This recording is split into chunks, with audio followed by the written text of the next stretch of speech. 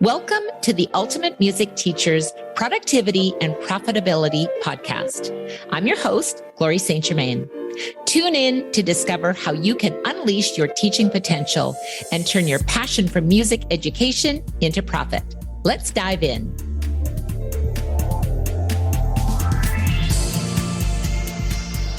Hello, everyone, and welcome to our listeners to today's podcast with our ultimate music theory teacher, Heather Revell. I'm so excited that Heather's joining us today. So Heather Revell is a music educational specialist in New Zealand. So we're going to do a little traveling today. And she loves life. She loves her kids, family, and her fur babies. I'm sure we'll be hearing a little story about them. Heather is an international best-selling author, a classroom music specialist, past owner of a lively music teaching business and instrumental rental company, plus a private music piano teacher, both online and in person. But wait, there's more. Heather also believes in never-ending professional development, and she speaks on mindset, personal development, and the financial aspects of running a business. Heather is also one of our Ultimate Music Theory certified elite educators, and it is a great honor to welcome you to the podcast. Hi, Heather. Hi, Glory. Thank you for having me. Absolutely. I am so excited that you're here. And I know that maybe before we get into all of the nitty-gritties of your expertise, can you share a little bit about the beginning of your journey as a music educational specialist? You've got a diverse background. You must have a wealth of knowledge and experiences. Could you share what you're most passionate about as your, expertise in the music education industry? I think it all boils down to one thing. I'm passionate about getting kids started on their musical journey. And if this is on piano or guitar or woodwind or brass, whatever it is, I've done all of those. And it's just getting them started and get them to enjoy playing with others and for others. And that's probably my ultimate goal. Yeah. And it's a great goal to have. What about yourself when you started your music lessons? What got you most excited to, and you're a multi-instrumentalist, what was your most exciting part of playing all these instruments? Well, I started learning when I was very young, learning piano. And then a few years later, I picked up violin and then flute and then clarinet and then saxophone and guitar and double bass, and on it went. I went to high school basically for two things: lunch and music. That's all I wanted to do. I didn't really want all the other subjects at all. And I just loved music. I loved playing. I loved playing with people and for people. But initially, when I started learning the piano, it was just me and the piano teacher. But that only lasted about a year. And then she started putting me on stage in competitions, and then I was doing performances. But it was still quite lonely because I was playing piano on my own. And so it wasn't, as I say, it was a few years later when I started picking up other instruments. Yeah. And I've just gone on from there, basically.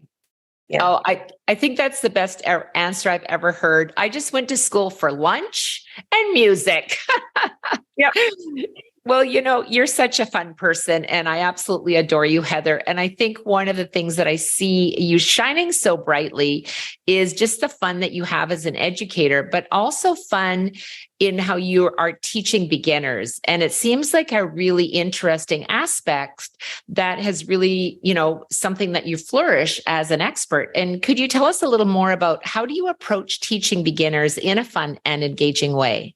Well, I don't take anything too seriously at the start. It's all about games, gamification. And we don't sit at the piano for half an hour or 45 minutes in a private lesson. We're up on the piano, we're down on the floor doing an activity, we're over to the table doing something else. We're doing lots of different things, and it all covers those the visual, the auditory, and the kinesthetic learners, qualities. So, and because I've always been a very active person, it just seemed natural that I would do so in my piano teaching. Of course, when I started teaching piano, I was quite young, And I didn't do that because I was modeling what my teacher did. And she sat in the corner and told me what to do. And she had lots of dogs in her flat. And yeah, it was a bit stinky sometimes and less. But I want it to be different, and I wanted it to be fun. It has to be fun, or it's no fun at all, you know. And I want children to be able to come in and want to stay and keep going.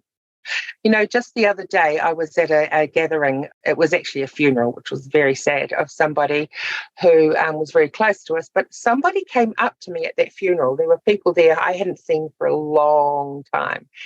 And somebody came up to me and he said, Heather, I just want to say thank you for all that you did for my son. He's now 45. That shows you how long I've been teaching. And he has, and I did follow him for a while. He left New Zealand after he qualified at university, and he left New Zealand, toured. He was in bands. He played piano and guitar with me, and I just encouraged him to get into all sorts of stuff. And he's been all over the world, and now he is playing in a band himself. He is teaching his children, and he's just following through. And this father said he was just so thankful that I'd set this boy on the right track, you know, and so that really touched me. And I hear lots of those stories, but it was lovely. Yeah, it's so special. And, you know, one of the things you've shared with me, Heather, is mindset, and how mindset plays a significant role in personal and professional growth that you so generously share, not only with the other ultimate music teachers in our groups, but also with your students. So how do you incorporate mindset development into your teaching, both for yourself and then, of course, with your students as well? Well, sometimes they come in and they've had a really rubbish day. Kids have, it's been tough, or they're really tired, or they're hungry or hangry, as we call it these days. And sometimes we just need to sit and chill and have a wee chat. I always ask my students, how are you today? What's been happening today? Something along that line, so that I get that connection, and then they know that it's a safe place. And yes, I've heard all sorts of things. Children have shared lots of things with me, which I would never divulge, but it's helped me help them to go, okay, how about we just sit and play quietly, or let's go and play a game and do something. So we start differently. We don't have to do the same routine in a class, well, in classes I like to do the similar routine, but in private lessons, we don't have to do the same routine all the time, because it's not all, children aren't always on as such, and neither am I. I have rubbish days too, So yeah, it's having that little quiet moment. Yeah. And I think that's such a special relationship, because we are blessed to have that, that cone of, a safe conversation where students, obviously, sometimes we have them for many, many years. And I know that you've just recently moved. And so now you're starting a new studio. So congratulations on your recent move and starting a new studio. And of course, now you're back to square one, getting all these students coming back. So could you elaborate a little bit on how you're teaching groups exclusively and obviously it's financially more viable and beneficial for both parents and yourself, correct? Yes, it is. Yes. I did have some online students who I've got some students that I've had for 4 or 5 years online, and I'm still teaching those, but I decided it was time to start, new place, new start, new beginnings, always up for a new challenge.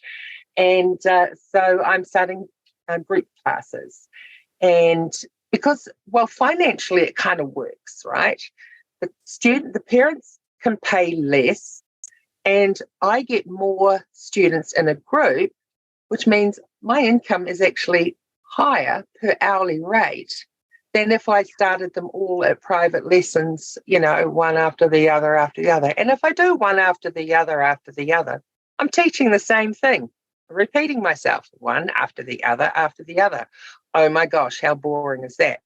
So I'm starting a group in a couple of weeks, actually, and there is a group for 5 to 7-year-olds and a group for 8 to 11-year-olds.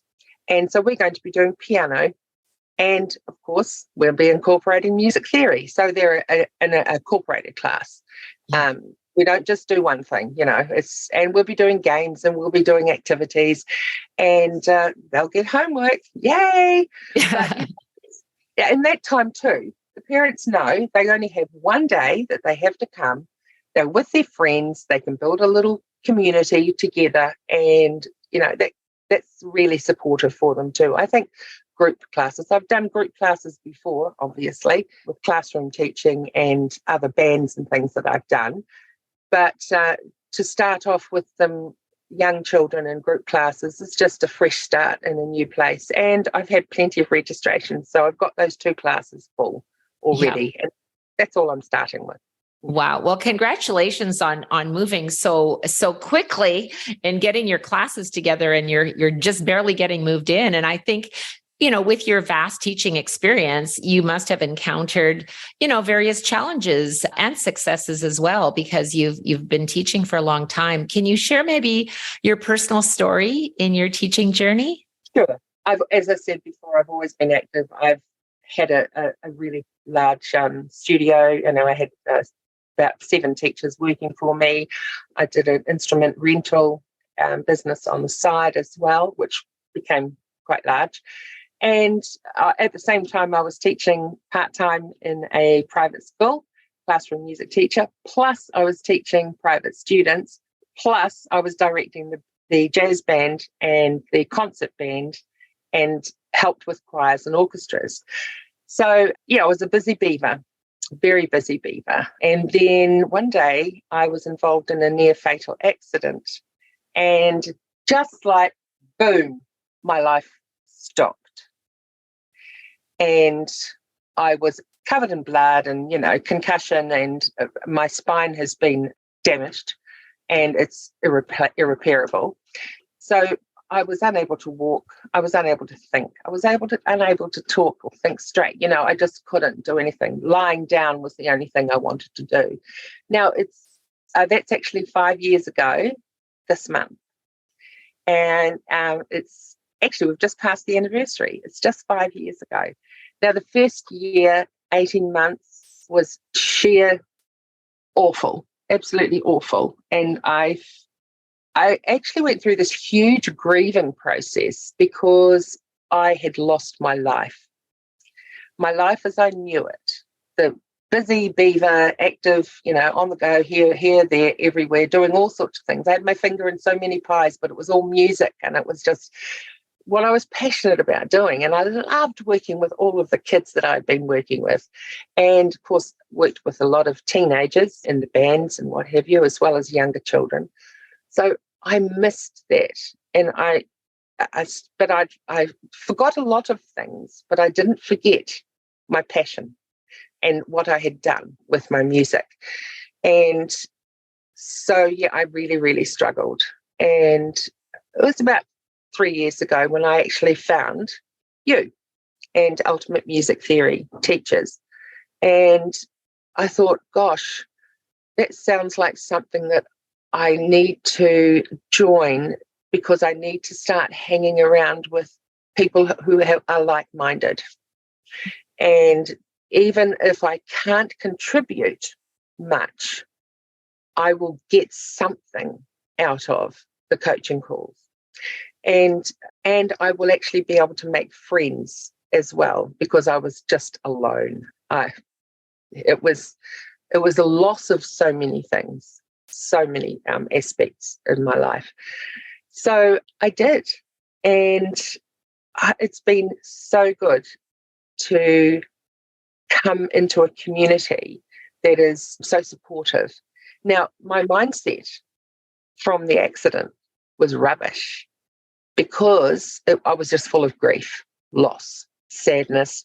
And then I started to doubt myself that I would ever be me again. I would ever be able to do what I love again. And I just had lost hope, completely lost hope. And I became very, very depressed. And it was a very black and bleak time. Always going to doctors and specialists and MRIs and blah, blah, blah, all this medical stuff. And it just took up my life, swallowed me up. But I joined up with UMT, and I joined another group as well, and an Australian-based group, and just found that I would come online and go to whatever was offered just to see if it would help, because I knew who I was before, and I wanted to at least become more like the old Heather. And it's worked a treat. So I'm back, and I've been back for a little while, but I'm back. And it was hard work, though, very hard work at the start. And of course, then I finally did the certification course. Now, I doubted I would ever get through that, because I knew theory. I've taught theory for years. I passed all my theory grades with ABRSM. I've got my teacher's certificate and all that jazz, That was a long time ago. But I really doubted, and I struggled with that. Because things were still moving a little bit on the page, and I wasn't able to comprehend. I still wasn't able to comprehend things very well, but I got wonderful support from Sheila and yourself, and we got through it. And now when I look back at it, it's like, I know this stuff. But when I did it, I was still struggling to come out of that place of doom and gloom and grief and sadness and loss. But I did it. So yay, done. Wow. Your story, it puts tears in my eyes and makes my heart happy at the same time, that just shows the power of music and your passion, because going through devastation and wondering if you're just having everything taken away from you, so to speak, because of, head injury and everything else, it is devastating. And I've watched you shine. I remember the day that you came into the Ultimate Music Theory Certification Elite Educator program, and you were just such a joy. I saw your passion, and I've seen you flourish and grow, and all of the things that you've accomplished are mind-boggling, just to say, can you believe it? And I know that you also shared with me, how much your mother and your daughter have been such strong inspirations in your life. And how did they influence and impact your drive and your passion to keep going in music education?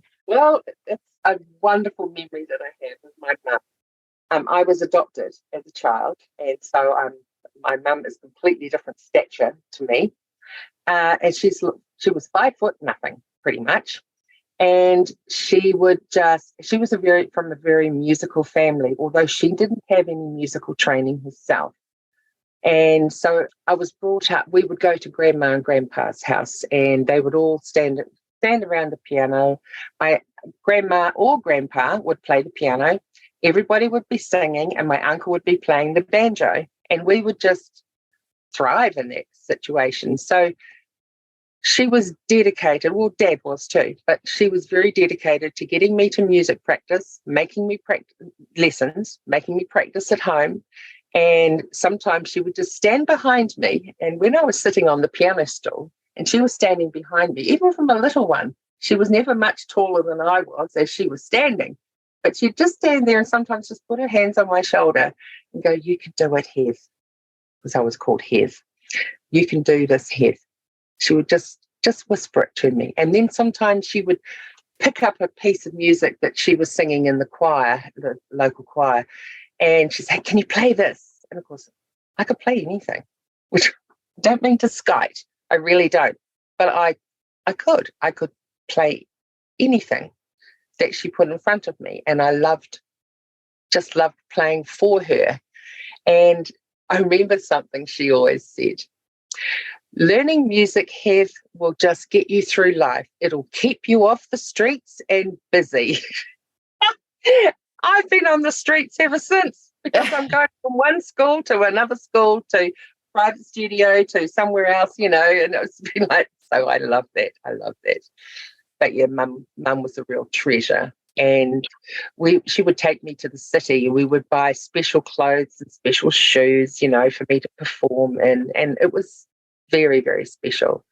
The other person who really helped me through was my youngest daughter, who lives in Australia. And she got me through that dark period after my accident. It became a habit. Every day, she and the children, she has 3 children, would FaceTime me and say, "Hi, Grandma, we love you. What are you doing today?" And of course, some days I just would say nothing. That's where I was. But every day, and it was for about 7 or 8 months, she and the children FaceTimed me. "Hi, Grandma, we love you. What are you doing today?" And it just, you know, that was so the support and I loved seeing my grandchildren, obviously, but my daughter just took it upon herself to just show me that amazing support, and it got me through such a black time. And she kept telling me, "You can do this, Mum. You're an amazing musician. You're an amazing music teacher. Look at all those people." You know, she would just say all those things, affirm all the things that I'd done and that I could be again. And that was actually just around about the time that I joined up with Ultimate Music Theory teachers, yeah, because she told me I could do it every day. And the children would say, "You can do this, Grandma." And then they would ask me to play the piano for them, or we'd sing along, you know, online, and it was just fabulous. Yeah. So.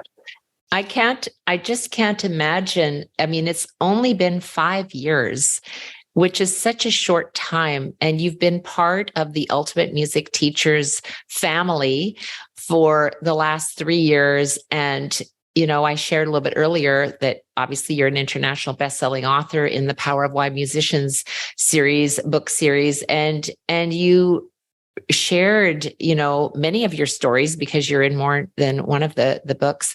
And how has that impacted you? I mean, it's an experience that really changed the way you shared your story with fellow music educators. I know it impacted me deeply the first time I read it. I went, "Oh my gosh, I never knew this." So here you are, an international best-selling author. How does that make you feel? Pretty darn good, actually. It was a real sense of achievement. It's like, and I've always been a writer. I used to do some feature articles for magazines years ago, parent and child magazines, and some travel ones as well. But, you know, and that's all been on the back burner for quite some time, but I've always been a bit of a writer anyway. But you just having that opportunity, it was like, oh, I didn't know if I could, or if it would be accepted, or if it was good enough, or if it was important or relevant or whatever but when it got accepted, it was like, yes, oh my gosh. Then I was as nervous as heck and thought, oh goodness, this is going to be awesome. And then I just rolled with it. And so when you were doing the next book, I thought, I'm going to put something else in here too. So yeah, it's been great. A real feather in my cap. Thank you. Well, you're sharing your stories in the Power of Why Musicians series, and I'll put the link in the show notes so that our listeners can check out the Power of Why Musicians series, because they're powerful stories of overcoming adversities and issues that sometimes people will just give up. But you didn't, you persevered, and you're such a shining example of what's possible. And now with your background, you're teaching online, you're teaching in person.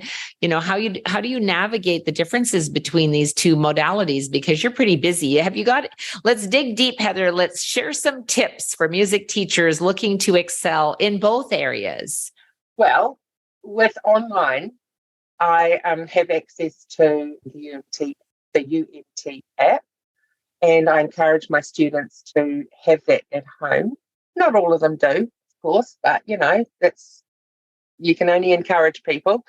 And so sometimes I get on that, and I share my screen, and we might do one of the sets of questions. Or I've got the access to the UMT games as well that Joanne Barker has created as part of our creator. She's wonderful. And those games are fantastic. And sometimes, we get a couple of months access to a couple of months worth, and we're going through all those games with my online students. We can play them online. There's no problem. You don't have to print out everything. Although I am a paper person, I've just found that we can do stuff online, and sometimes we'll have online students. Technology can let you down sometimes if there's a storm or something, and you lose power. But then I am prepared in those instances to offer a replacement lesson because it's at nobody's fault. It gives me insight too as to how their instrument is set up. It's really good because, some kids on the piano, for instance, that they might just have a little tiny keyboard, not even a 5-octave keyboard that they're playing. And they might be standing and jiggling and wriggling. So I can talk about that too. Or I've had one case where the whole family is kind of around and they're chattering in the background, and I'm trying to communicate with my student. She can't hear me and I can hardly hear her. So I just have to ask people, to please move away. And so there's a few things like that you kind of have to navigate with online. But the trick is to keep it fast and moving. Yeah. Like that. I love that. I love that tip. And I think for teaching online, as you were just talking about, Heather, is really brilliant. And one of the things, and I'll add these links in the show notes as well, because you were talking about the Ultimate Music Teachers membership, which is a gold mine of resources for music educators, whether you are teaching online or in person, and including the Ultimate Music Theory app, which correlates, of course, to the Ultimate Music Theory workbooks. So, and I'm so glad that your students are enjoying those as well. So I will add those into the show notes. And when you're looking at your professional development, it's really crucial in all aspects of professional growth. So maybe what are some of your favorite ways to continue learning and staying updated with all the latest trends that are going on in the world? Well, I decided that you actually don't have to spend a lot of money to get some upskilling. And, there are so many opportunities around online and in face-to-face now that we, after COVID, we can actually get face-to-face with people. People have got there's so many people with experiences out there, and they want to share those with you. And you just might get one thing out of listening to a podcast or watching a free event. When I got into Ultimate Music Theory, I think it was a free event that I randomly found, which was great. And so I just learned so much from that. It was like, oh gosh, I've got to do this again. So you're always learning something. And the thing is to be open. If you're not open, then you're not going to learn anything. But if you only get one gem from a podcast or a Zoom meeting or, whatever, a webinar, then you're winning. If you only get one, you're still winning. And then, of course, you implement it. Because we don't want to implement everything under the sun, because we aren't everything under the sun. We do have our particular directions that we're taking our music studio or our students with, and our personal selves as well. So, but if you take a gem and you do nothing with it, well, that was pointless. Right? You've got to write it down. You have to write it down. And then you can look at it and think, okay, how can I implement this in my studio or in my teaching? How can I improve what I do? And so implement. Implement. Heather, I just want to say thank you so much for joining me today, because your story is a powerful one of inspiration and mindset shifts for really what's possible for all of us as music educators. And I'm so excited, to be sharing your story in, the Power of Why Musician series, but also just with our listeners. And so what might be your final thought to share with our listeners today? My final thought is, you can probably hear my dogs at the moment. They've just decided to come in to barge into my room. So I apologize for that. But I love my fur babies anyway. So your fur babies are adorable. But my final thought, I think, for teachers anywhere is put yourself out there. find something new, different. Open yourself up and just put yourself out there and have a go. Have a go at something. You know, if you don't have a go, you don't know.